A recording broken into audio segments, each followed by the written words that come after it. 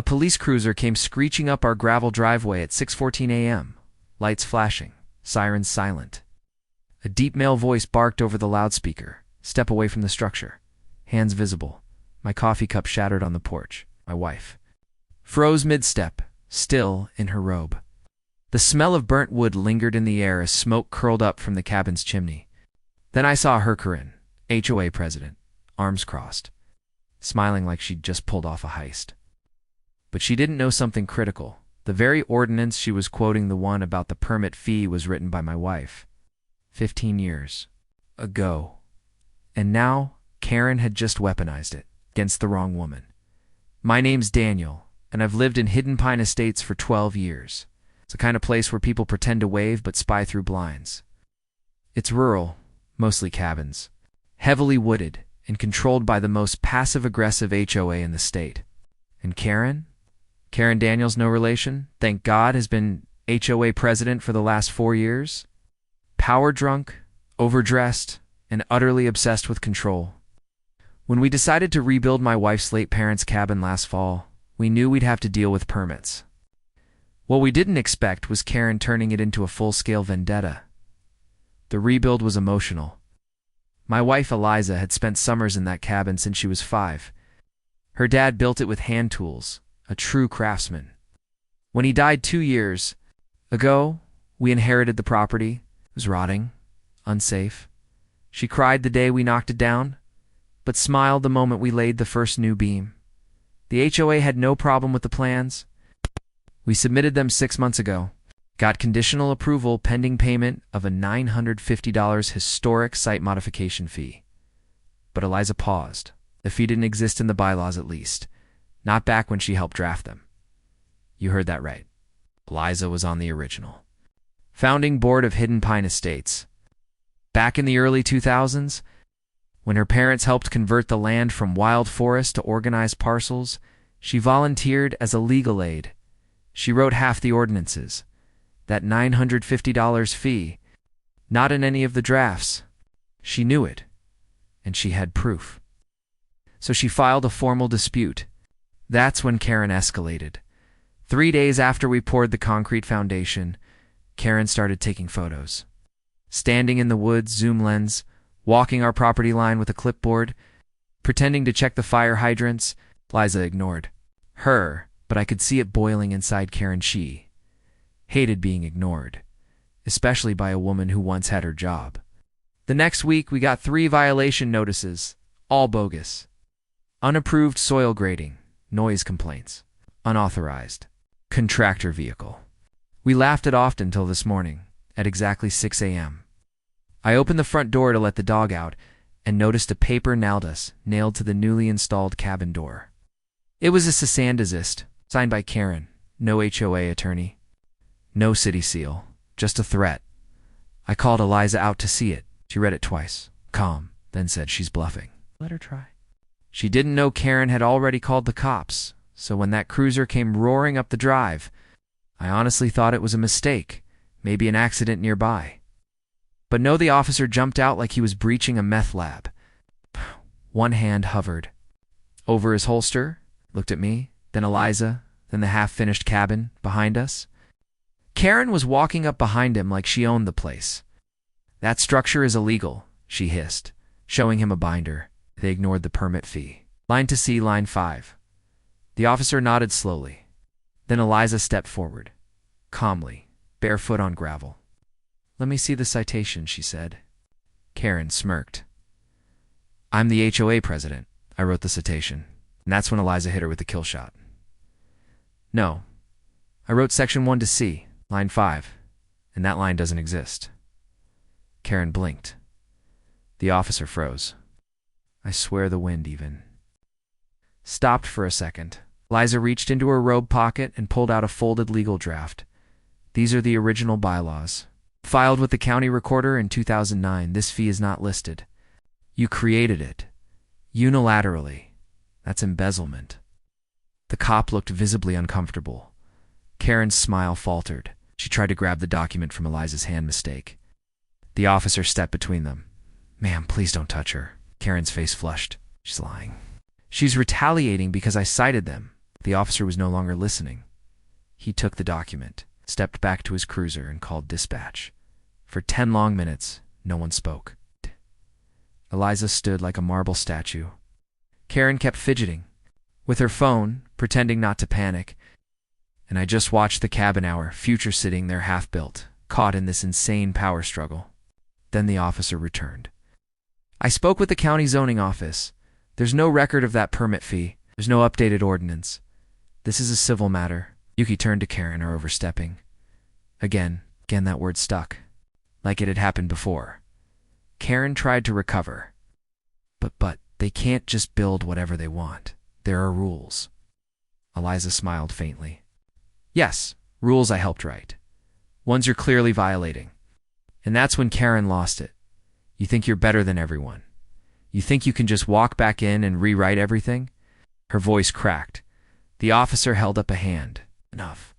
If you interfere again, I'll have to report you for harassment. Then he turned to Eliza. Ma'am, you're free to continue construction. Just stay within the original plans. Eliza nodded. Karen stormed off. You'd think that would be the end. It was 2 days later we received an anonymous letter in our mailbox. No return address, just 6 words, typed in bold font. You're making a big mistake, Eliza. No signature. Eliza laughed when she read it, but I didn't, because that same night, someone slashed the tires on our contractor's truck. In the following morning, our cement mixer had been sabotaged sugar in the fuel line. Karen swore she had nothing to do with it. But she was the only one angry enough to do it, or at least to inspire someone else. We filed a police report. Officer Myers, the same one from before, came out again. This time, his tone was more serious. I've warned her before, he told us quietly. She's been on thin ice, had complaints from other homeowners. One lady even got a restraining order. That caught Eliza's attention. Do you think she's dangerous? She asked. Myers paused. Think she's unstable. She hides it well. But yeah, ... be careful. Installed cameras the next day. High def, motion activated, cloud uploaded. We weren't taking chances. But the next attack wasn't physical. It was legal. Karen held an emergency HOA meeting, claimed we were creating a precedent of lawlessness. She rallied to other board members, her drinking buddies, and passed a temporary construction freeze on all properties, effective immediately. No vote from residents. Just a notice posted on the community board. It wasn't legal, but it was loud, and it scared our contractors. They walked off the site. Eliza wasn't surprised. She said Karen was bluffing again. But I saw the look in her eyes. This wasn't just about a cabin anymore. This was personal. Old grudges. Old wounds. Maybe even something darker. Because that night, Eliza said something that's been haunting me ever since. She wasn't always like this. Back then, we were friends. I turned to her. You and Karen were friends? She nodded. Not close. But back in the early days when my dad was still alive, Karen helped out with the zoning meetings.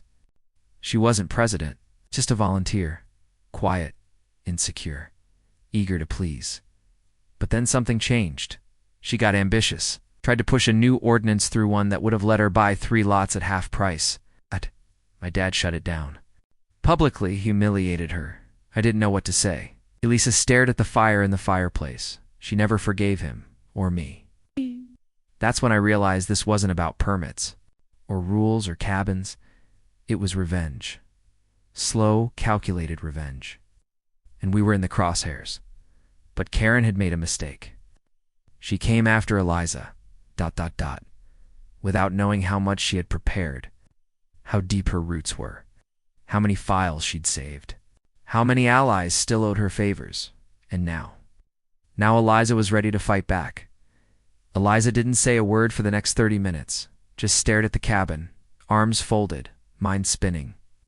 I could see it happening, strategy forming behind those calm eyes. She didn't yell. She didn't panic. She just quietly opened her laptop, clicked through folders only she seemed to remember, and pulled up documents older than most of Karen's lies. You know what this is? She said, turning the screen to me. The land transfer summary. For Karen's property, signed in 2011, she waived all voting rights on zoning amendments to get a discount. I blinked. Wait, waived voting rights?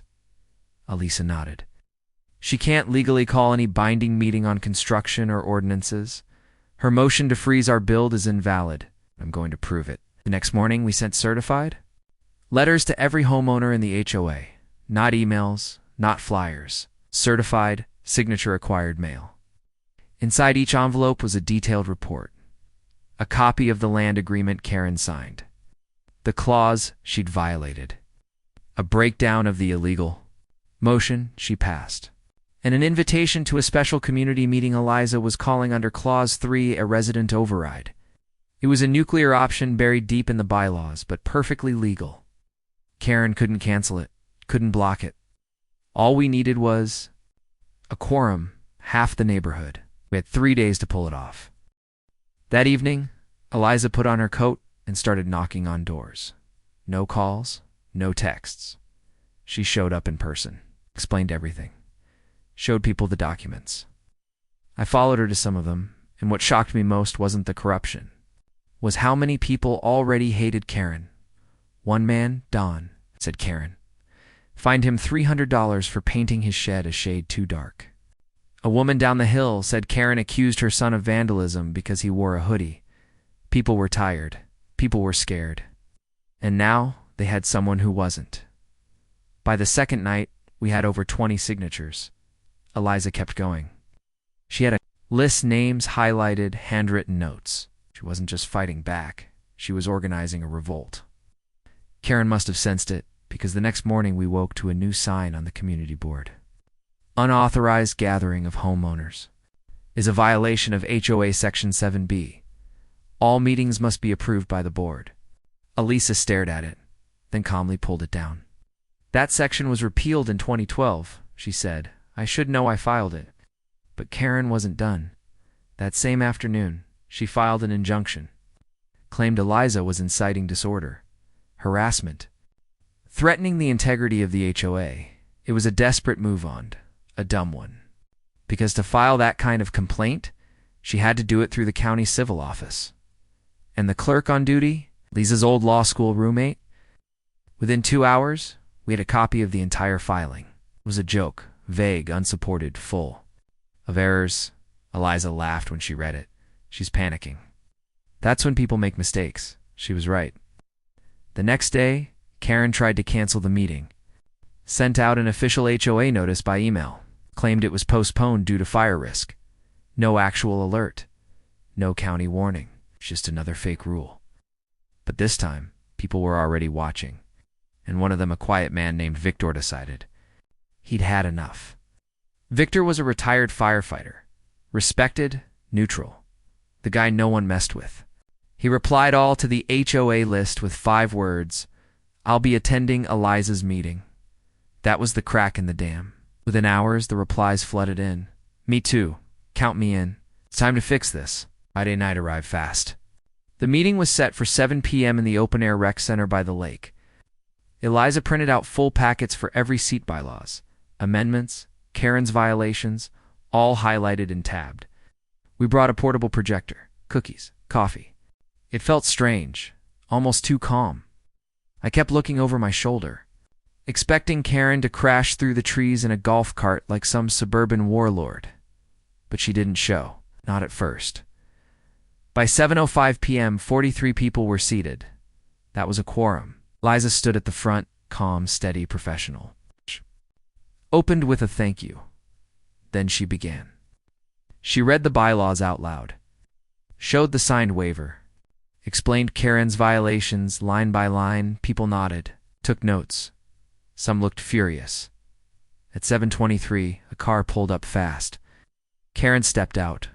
Not alone. She'd brought a lawyer, or at least someone in a suit. "This is illegal," she shouted. From the path, Eliza didn't flinch. "You're welcome to speak during the comment section." Karen stormed forward, papers in hand, waving them. "I'm the president. I'm dissolving this meeting." And that's when Victor stepped between her and the crowd. "Karen," he said firmly, "we're done with you. Step back." She froze, mouth open, hands shaking. Her lawyer looked confused. Maybe we should discuss this privately." But Karen was unraveling. They're turning against me because of her. This whole place was fine until she came back. That's when Eliza finally looked up, calm but sharp. No, Karen, this place wasn't fine. It was broken, and you broke it. The room was dead silent. Then someone clapped. Just once. Then another. And another.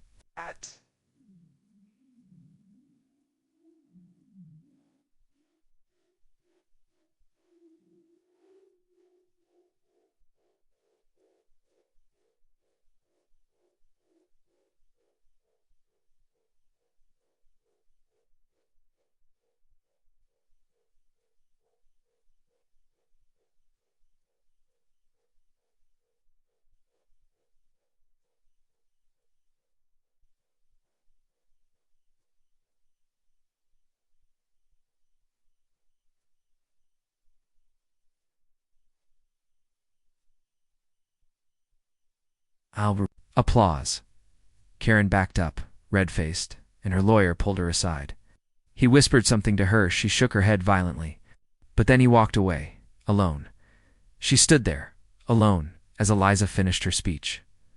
The vote was quick. A simple majority. Motion to suspend Karen's presidency pending investigation. 38 voted yes. 3 abstained. 2 voted no. Karen stood in the back, visibly shaking. And when the motion passed, she walked out without a word. You'd think that would be the final chapter. But the next morning, someone lit a small fire behind the cabin. We were lucky. The rain from the night before kept it from spreading. But the message was clear. Someone wanted us gone. And not just Karen. Someone else, someone quiet, was helping. That night, Eliza locked every door, checked every window. She wasn't scared, but she was alert. And when I asked her what we should do next, she didn't hesitate. We go deeper. We find out who else was benefiting from Karen's games. This isn't over. Not by a long shot. By Sunday morning, the forest still smelled like smoke.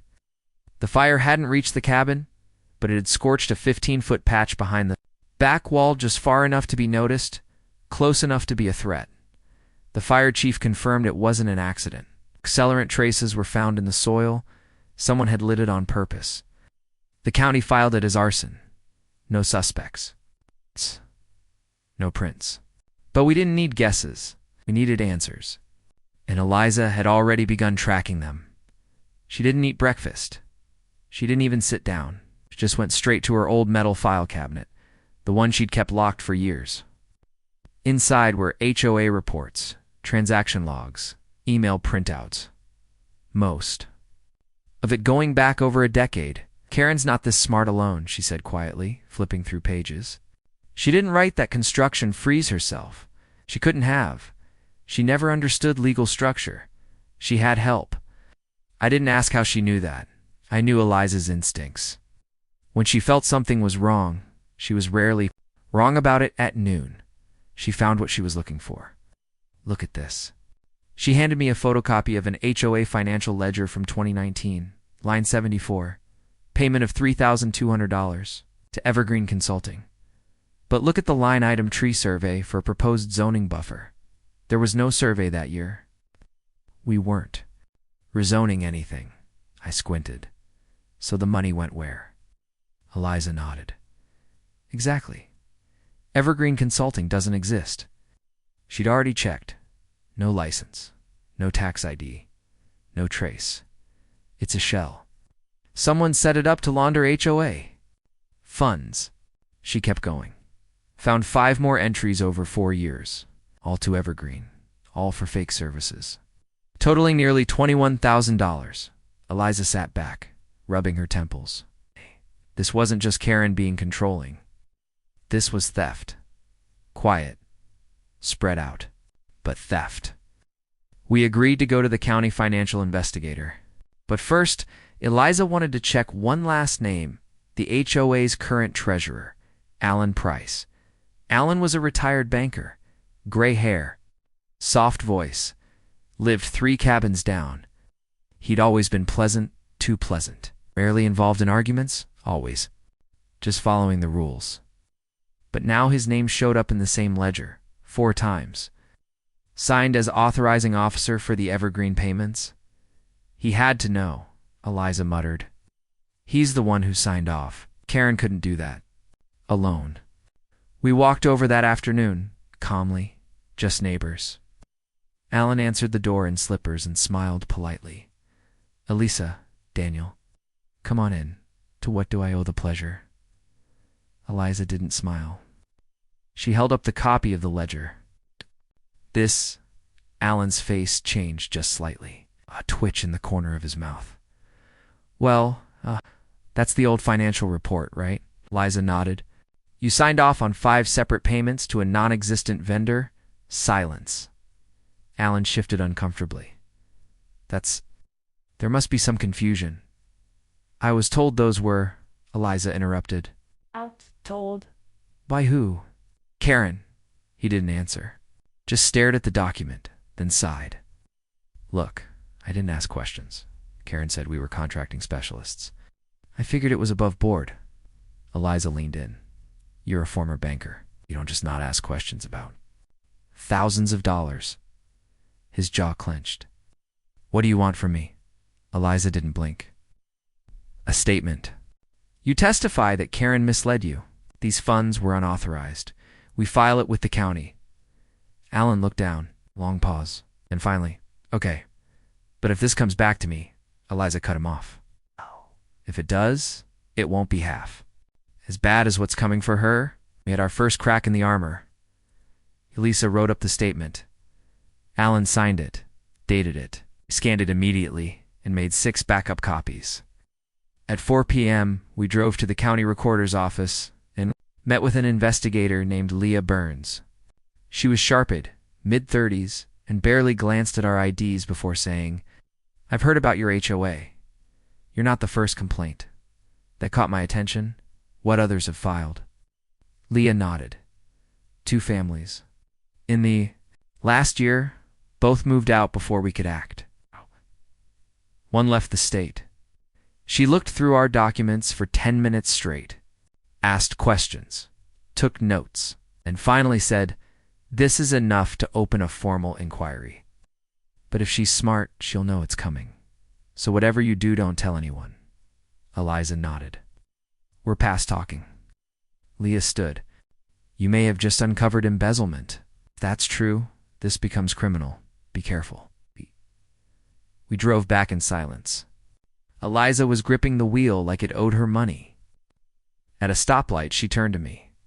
This is bigger than I thought. Karen didn't just invent a fee, she was hiding an entire operation. And she's desperate now. That fire, that was a warning. Home, we checked the camera footage. Sure enough, just after 2 a.m., figure appeared near the tree line. Hoodie, gloves. They ducked out of view for 30 seconds, then a small flicker of flame. Eliza zoomed in. The camera wasn't clear. Enough for a face. But the figure limped, slightly left leg. She stood up. Karen's fine. Alan's fine. But who else limps? I thought. Then remembered one of the board members who'd backed Karen's motion last week, a guy named Roy Talbert. Big, loud, wore a knee brace. Him. Eliza nodded. We need to talk to him, carefully.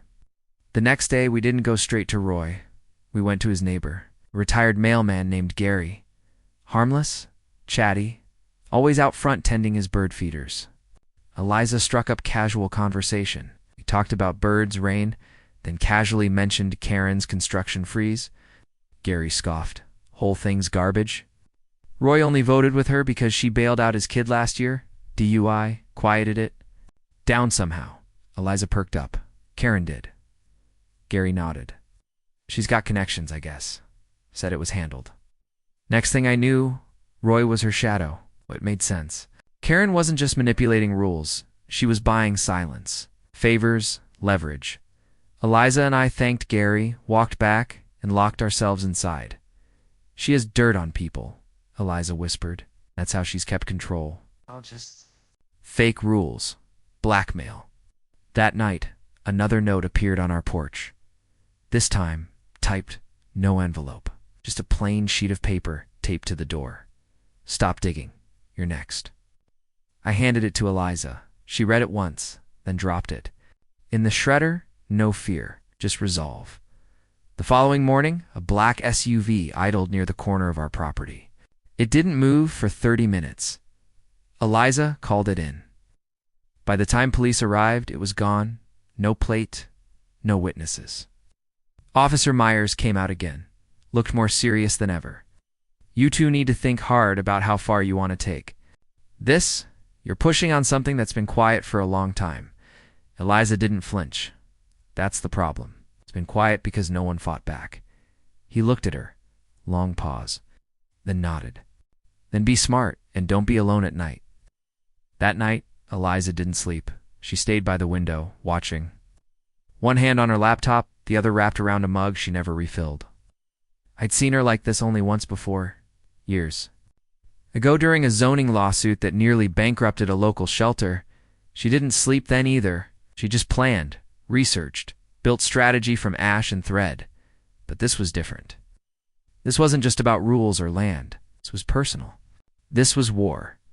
By morning, she'd built a timeline.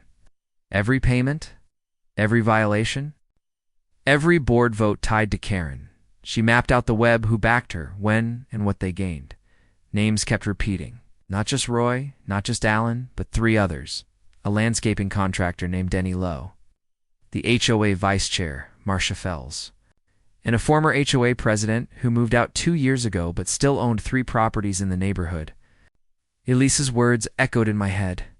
This wasn't Karen acting alone. This was a racket. At 10 a.m., Elisa called a reporter. Not just any local outlet, a real investigative journalist named Alina Park, who had broken major cases across the state. She didn't sugarcoat it. "I have proof of financial fraud inside an HOA. Embezzlement. Threats. Arson. We need exposure." Alina didn't hesitate. "Send me everything. I'll be there by 5 o'clock." Eliza hung up, then turned to me. "This is our shot. After tonight, the shadows won't protect them anymore." We spent the day scanning every page, labeling folders, highlighting statements. Eliza wasn't just preparing evidence. She was building a narrative, one that exposed not just Karen, but the ecosystem that had kept her protected for years. She wrote a speech, practiced it. Meanwhile, I set up extra cameras around the property, motion sensors, bright floodlights. If someone tried to send another message, they'd do it under a spotlight. By 5:10, Alina arrived.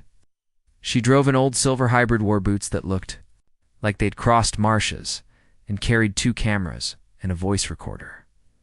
She shook Eliza's hand firmly. "Let's get started." For the next 2 hours, Eliza laid out everything.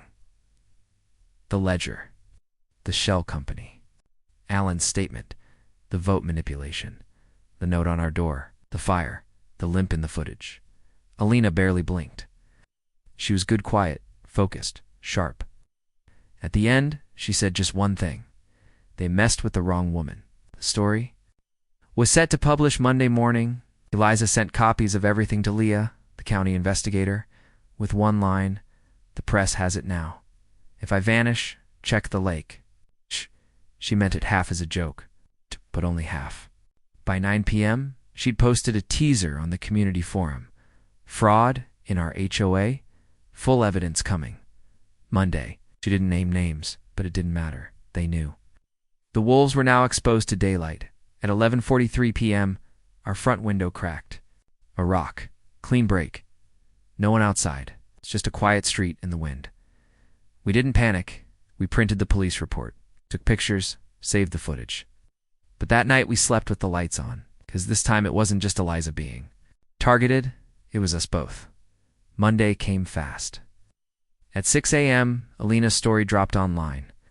The headline was brutal. Inside the HOA scam. How one woman exposed a neighborhood empire of fraud. It wasn't just names, it was photos, documents, quotes, and a closing line that shook the whole community. If this happens in a lakeside HOA, how many other neighborhoods are hiding the same thing? Within hours, it went viral. News vans rolled into the neighborhood by noon. HOA members started calling emergency meetings ones that Karen couldn't control. Someone posted a screenshot showing that Marcia Fells had deactivated all her social media accounts. Denny Lowe's landscaping business website went offline. And Roy? He disappeared. His truck was gone. His house dark. Elisa checked county records he'd sold his place 3 days prior. Gone. Karen, however, stayed. She tried to fight, posted a rambling video denying everything, called Eliza a bully, claimed the documents were doctored. But it was too late. The community didn't buy it. Even her allies jumped ship. By sunset, a petition was circulating to have her removed and prosecuted. And by Tuesday morning, someone had tagged her front gate with 3 spray-painted words: "No more Queen." The county sent 2 investigators to our house to collect physical evidence. They stayed for nearly 5 hours. Leah came in person. "We're building the case," she said.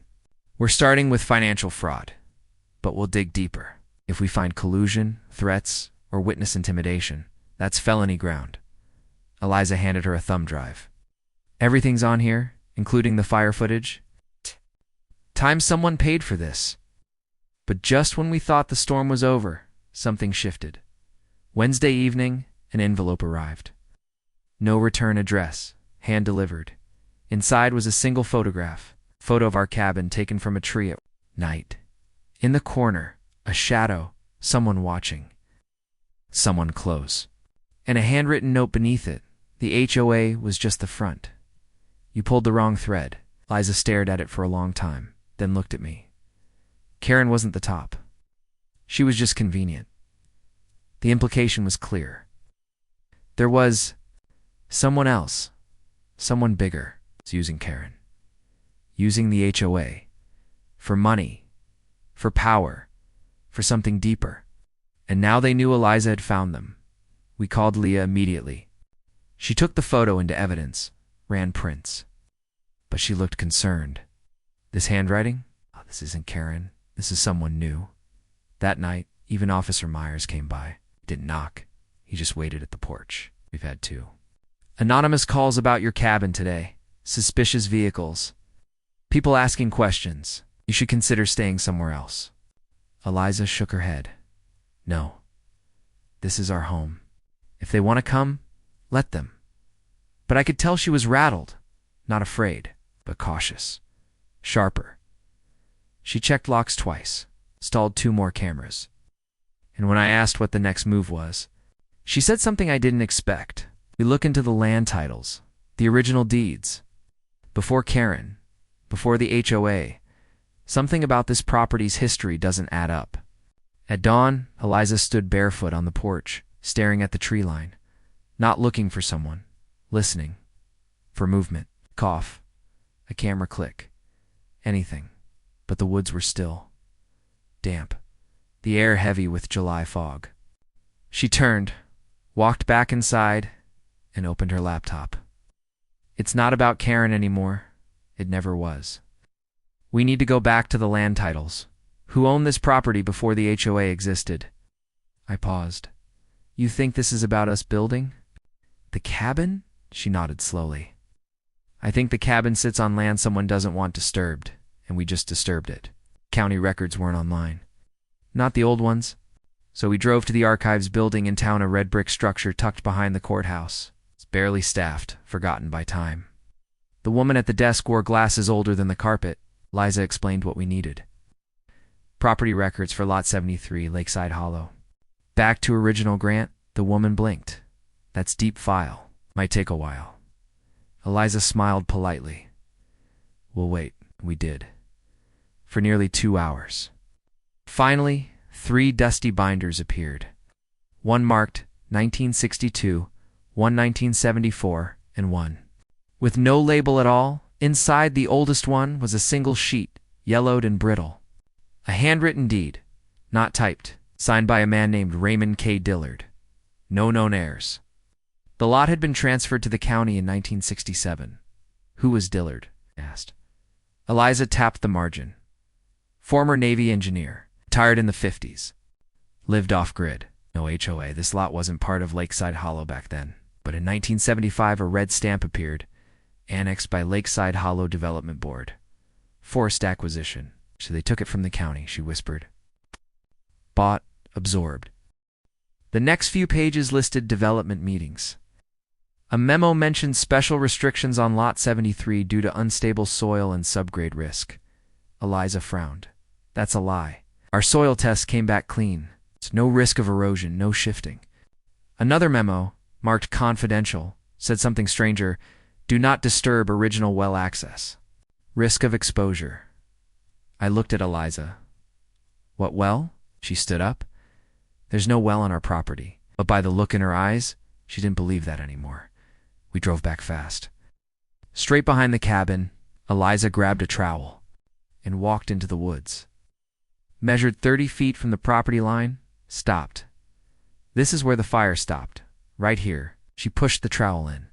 It hit something hard. Not rock, not root, metal. We dug for over an hour. Eventually, we uncovered it. A rusted, bolted trapdoor about 3 feet wide, buried beneath layers of soil and dead leaves. Eliza ran her hand over it. It's a well cap, sealed, but not recent, and they didn't want it found. We tried to pry it open, but the bolts were rusted shut. We sprayed it with oil and let it sit. That night I asked her again, what do you think's down there? She didn't blink, something worth hiding for 60 years. At 3 a.m. we heard footsteps outside. Slow, deliberate. The camera picked up 2 figures. One tall, one limping. Same left leg. Roy, but the other wore a coat we hadn't seen before. Heavy military style. The camera froze just before the faces came into focus. Static. A cut feed. Then silence. Eliza whispered, They're watching the well. I grabbed the flashlight. She grabbed her old revolver, the one she'd inherited but never used. We didn't go out. We waited. By sunrise, they were gone. The bolts loosened. By afternoon, we opened the hatch slowly. Below it, a narrow shaft. Iron rungs leading down about 20 feet. Dry, lined with brick. Eliza lowered a flashlight. The beam hit dirt. Something else. A shape. Metal again. A box. A tank. She climbed down first. I followed. The space below was wider than we expected, an old utility room. And in the corner, partially buried, a steel chest. Locked, stamped with a name, property of R.K. Dillard, confidential. We carried it up with rope. Inside, wrapped in oilcloth, were blueprints, journals, maps, a typed letter, yellowed but intact. It was from Dillard, dated 1964. The title, Confidential. Navy Signal Interference Report. Lakeside Hollow Trial. Site, Eliza read it out loud. This land was used in the early 50s for classified Navy testing. Low-frequency radio experiments. Prototypes for deep-sea communication. Signal towers were placed beneath ground to avoid detection. I oversaw the trial unit buried under Lot 73. She looked at me slowly. There's tech buried under us. Other page had diagrams, equipment placements, frequency notes. Radiation containment zones. It didn't look like anything civilian. And then we found it a final paragraph. Hand-scrawled in ink. I said, destroy it. I didn't. I buried it instead. If you found this, either I'm dead, or they came back. Eliza froze. They never removed the equipment. They left. We pieced it together. In the 70s, the HOA wasn't just formed for lakeside preservation, it was a cover. A way to keep the land sealed. Quiet, undisturbed. Karen's ordinance. A smokescreen to keep us from digging. The fake permit fees to stop the cabin from being built over the buried signal unit. So the fire. A threat to keep us from getting close. That night, Eliza printed everything. Copied it 10 times. Sent it to 2. Reporters, the county, even her old law firm. She wasn't taking chances anymore. This isn't just HOA corruption. This is a federal cover-up hidden under a lakeside community. But someone else already knew. When we returned to the cabin, the front door was ajar. No broken lock. It's no sign of forced entry. Just a sticky note on the kitchen table. One word. Enough. We didn't speak for several minutes, just stood there, the note in Eliza's hand, the house silent, not a drawer disturbed, not a fingerprint out of place. Whoever came in wasn't looking for something they already knew were everything. Wasn't a robbery? It was a message. We're watching. We're inside already. Eliza finally folded the note slowly, carefully, and slid it into a bag marked evidence. Her voice was cold. They didn't expect us to find the chest. Now they're trying to scare us off. She glanced at the cameras. All working. No glitch, no feed. They have a key. Eliza didn't sleep that night. She sat with the old journals from Dillard, reading every page. She found something strange in one of the entry's coordinates. A second site. Not far. Just a few lots away. They built one prototype under this lot. She said there might be more. Hidden under the others. Now that's why the HOA covered it. It wasn't just fraud. It was to control the land and keep eyes off whatever's underneath. She circled the coordinates. This one's behind Karen's house. We waited until sunrise. Walked the path around the lake. Took the back trail through the trees. Sure enough, 20 yards into the woods behind Karen's lot, we found another hatch. Smaller, older, bolted shut. Sprayed over with green paint. Disguised under brush, Elisa tapped it twice with her foot. Same sound, same steel, same bolts. But as we turned to leave, we heard a snap. A twig. Then a voice, "You shouldn't be here." It was Alan, the former HOA treasurer. Bruised, eyes bloodshot. He stepped from behind a pine tree with his hands raised. I didn't tell them. I didn't know how deep it went. Eliza narrowed her eyes. Who? Alan looked down. Denny Roy Karen was just the loud one. But it's Marcia. She was. Never just a vice chair.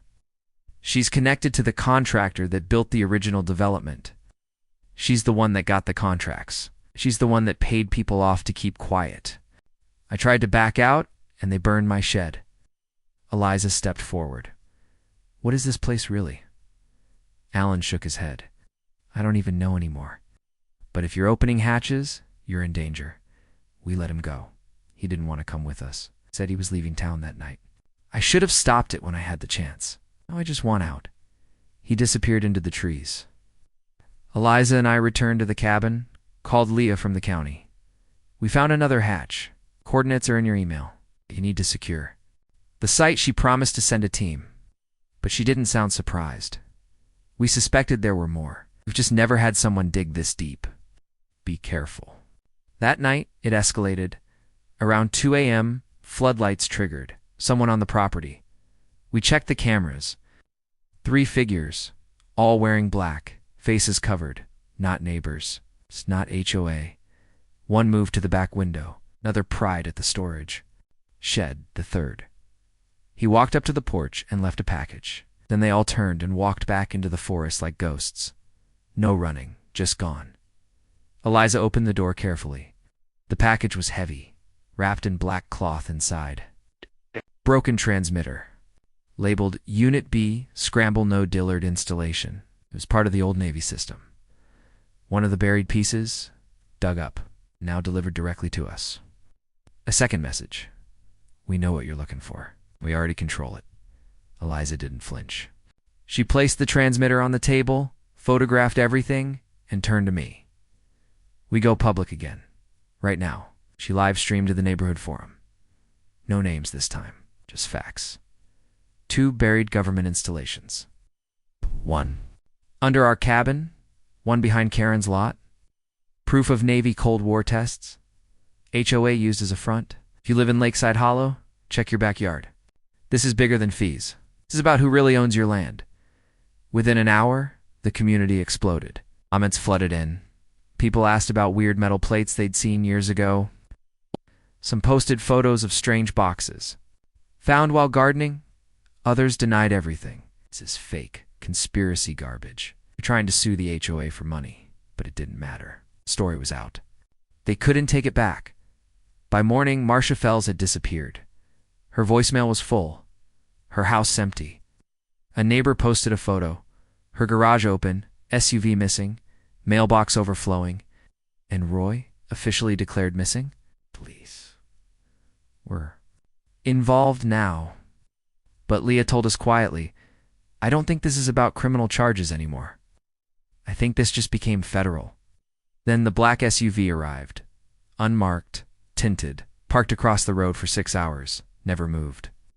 No one got out. Elisa called Leah. Do you have agents watching us? Leah was quiet. It's not ours. Then hung up. That night, Eliza opened the chest again and pulled out the map Dillard had left. There was one final marking lot, 81, the farthest lot in the community, still undeveloped. Owned by a shell company no one had ever heard of. No driveway, no mailbox, just trees. That's where it ends, Eliza said. That's the core. We geared up, headlamps, gloves, shovels, tools. The air felt different walking into that section of woods, like the temperature dropped. Like sound got swallowed. About 50 yards in, we found a clearing, and at the center a square of stone covered in ivy. We peeled it back. Another hatch, but different. Heavier, newer bolts. No rust. And next to it, a stake. Fresh, with a tag that read, Property Survey Federal Use Only, 2023.